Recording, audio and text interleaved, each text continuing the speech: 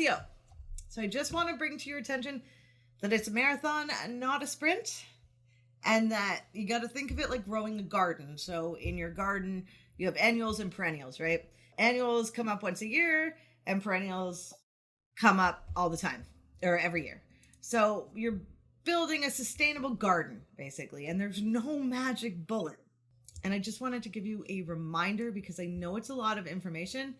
Search moves fast. And as you go through this course, you're probably going to feel overwhelmed if you haven't already felt overwhelmed. And I just want you to remember that your job is just to become familiar with the components. With all things marketing, you're going to do things, you're going to test, you're going to measure, you're going to refine, and you're going to repeat, right? And don't feel you need to take notes unless it's a way you process and learn information. I doodle when I'm learning, so just know that. I just don't want you to feel like you're racing and writing down notes, because you can always visit this again. And there is a lot to on-page SEO, but this is fun. So imagine yourself going to Google and you're searching for a restaurant or a service or a product, right? You're going to use the search engine, most likely. 40% of all traffic comes from the search engine. And you'll see this on your own site when we look in Google Analytics, that most of the traffic comes from search, right? This is why we place a lot of value on search. Now, as a marketer, I'm an SEO, so that's where I'm going to place my value. If you talk to a graphic designer, they're going to think pictures are the most important, right? I think because how we communicate is with words and we use keywords, I think this is a fundamental part. So once you get these fundamentals, it can feed into all your other marketing. And your goal for on-page SEO is to follow the guidelines as close as possible, keeping in mind that you're going to make improvements over time, and it's impossible to be perfect. Like, it really is. Users all like different things. Today, we're actually going to talk about these things. We're going to spend most of our time on-page SEO.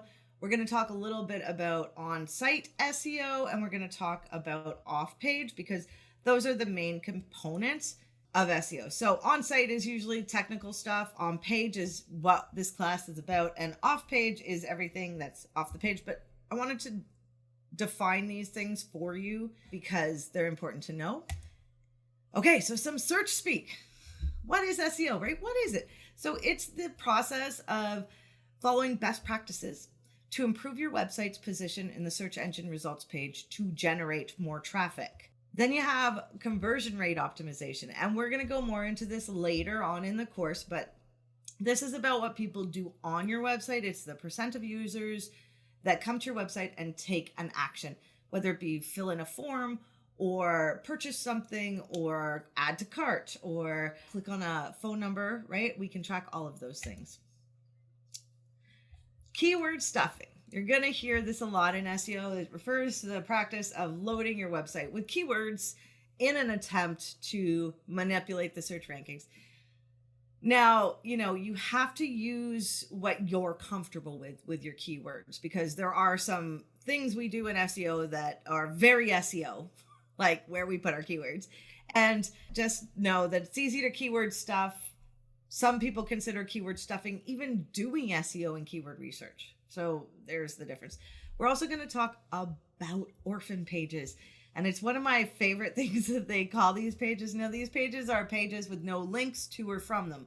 Why they're orphan pages? Because remember how Google finds website, right? They search and they scour using the spiders. The spiders jump from link to link to link, right? So we are going to talk more about linking at the end of this chat. And URL redirection.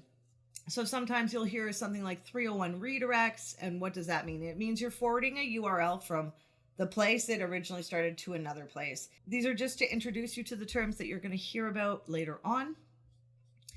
LSI keywords is another one. I almost forgot to mention this. This is latent semantic indexing. All it means is keywords that are related to your search term. If I write a blog post about shoes, I'm probably going to talk about tread and laces and color, and all these give the content more context, right? So this way search engines can know more about what your content is about. So if my keyword is picture And then on my landing page, I'm talking all about baseball pitchers, right? There's going to be context like baseball glove and, things like that. It's going to be different than writing a blog post for a pitcher and it's a jug of water. So then there's breadcrumbs. And this is the last search speak. And breadcrumbs, you'll see them in Google Search Console. You will see them here when you're on your search engine results pages. You have the availability to put them on your site using, I think, Yoast and things like that. But it's just like the path that you've gone so you can go back easily, right? And it makes it more user-friendly. So that's why I bring that up.